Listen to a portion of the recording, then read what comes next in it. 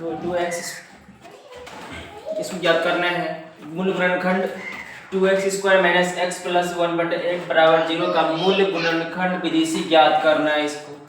तो यहाँ पे देखो सबसे पहले हल लिखेंगे, उसके बाद फिर इसको उतारेंगे। 2x² माइनस x प्लस 1/8 बराबर 0।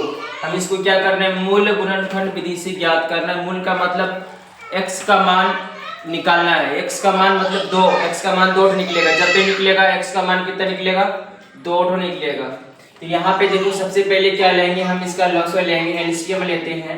तो एलसीएम जब लेंगे तो कितने आएगा, 8 आएगा। मतलब ये इसके नीचे यहाँ से लेकर यहाँ तक 1 है, ठीक है।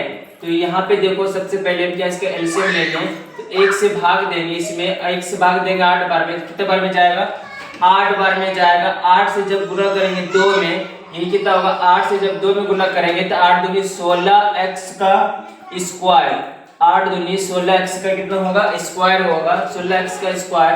अब इसके नीचे कुछ नहीं, तो यहाँ पर भी 1 है, तो यहाँ 1 से भाग देंगे 8 में, 8 बार में जाएगा, और 8 से गुणा करेंगे x में, तो ये हो जाएगा 8x।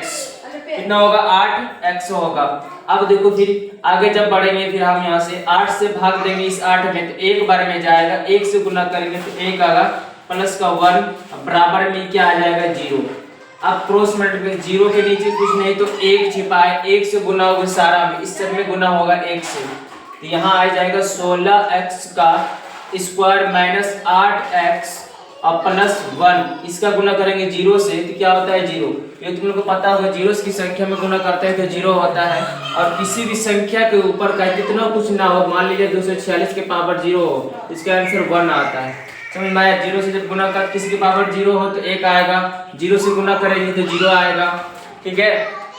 अब देखो इसका क्या निकालना है हमें, 0। इसका क्या निकालना है हमें, गुणनखंड निकालना है। गुणनखंड निकालने के लिए इसका फैक्टराइजेशन करना पड़ेगा, और इसका से -8x जोड़ने घटाने पे आ जाना चाहिए, बीच वाला ये वाला जोड़ने या घटाने पे आना चाहिए। तो हमें मूल विधि से निकालना है। तो सबसे पहले हम देखिए इसका फैक्टराइजेशन करेंगे 16 का, तो हम देखते हैं 4 गुना 4, तो जोड़ेंगे तो 4 4 8 माइनस इसमें आ जाएगा 16x² minus 4x minus 4x, जोड़ेंगे तो -8। जब समान चिन्ह होता है ना, आपस में जुड़ जाता है ना। जब अलग अलग चिन्ह होता है तो आपस में बहुत तरह घट जाता है ना। यहाँ पे हो जाएगा 4x प्लस 1 बराबर में 0। अब यहाँ पे हम कॉमन लेंगे, दो संख्या में कॉमन लेते हैं, ये मेरा आ जाएगा 4x और यहाँ जाएगा 4x माइनस 1 कॉमन आ जाएगा। इन दोनों में जब कॉमन लेंगे, जब देखो ये पे 4x से गुना करेंगे 4 चौके 16x का स्क्वायर, 4 से गुना करेंगे -4x आ जाएगा। यहाँ पे क्या इस दोनों में कॉमन लेंगे, कुछ नहीं तो कॉमन 1 है, -1 कॉमन है, और यहाँ पे लेंगे 4x माइनस 1 बराबर 0, ये कॉमन आ गया मेरे पास। अब यहाँ पे देखो सेम है तो एक उठा लेना है, या इसकी समान है तो एक लाना है। तो यहाँ हो जाएगा 4x माइनस 1 और ये हो जाएगा फिर 4x माइनस 1 बराबर में 0। अब यहाँ क्या हो जाएगा 4x माइनस 1 बराबर 0, 4x माइनस 1 बराबर में 0 आ जाएगा। 4x ये माइनस के बराबर उस पर जाएगा तो प्लस में, 4x बराबर माइनस में जाएगा तो प्लस में हो जाएगा, ठीक है।